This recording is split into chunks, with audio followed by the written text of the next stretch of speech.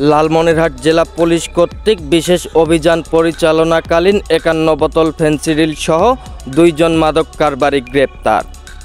জেলা police Lalmonirhat Facebook পোস্টের তথ্য মতে 7/3/2025 লালমনিরহাট জেলার সুযোগ্য পুলিশ সুপার জনাব মোহাম্মদ তরিকুল ইসলাম মহোদয়ের সার্বিক দিক নির্দেশনায় জেলা গোয়েন্দা শাখা কর্তৃক কালীগঞ্জ থানাধীন কাকিনা ইউনিয়নের রুদ্রেশ্বর মৌজাস্থ জৈনক মোহাম্মদ আশরাফুল ইসলাম বয়স 35-এর মুদির দোকানের অনুমান 5 গজ দক্ষিণে কাকিনা টু রংপুরগামী পাকা রাস্তার উপর হতে গ্রেপ্তারকৃত আসামি 1 মোহাম্মদ আব্দুস সালাম, 2 মোহাম্মদ হাবিবুর রহমান হাবিব দয়ের নিকট থেকে একটি পাজারো জিপ গাড়ি যার রেজিস্ট্রেশন ঢাকা মেট্রো ঘ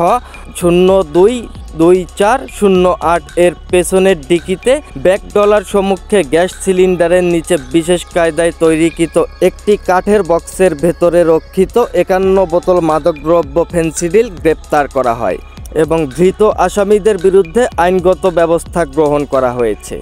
মাদককে না বলুন, মাদকের বিরুদ্ধে সামাজিক প্রতিরোধ গড়ে তুলুন এবং পুলিশকে তথ্য দিয়ে মাদক এবং সন্ত্রাসমুক্ত লালমনিরহাট জেলা গড়তে সহায়তা করুন।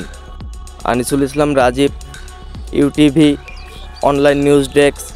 লালমনিরহাট।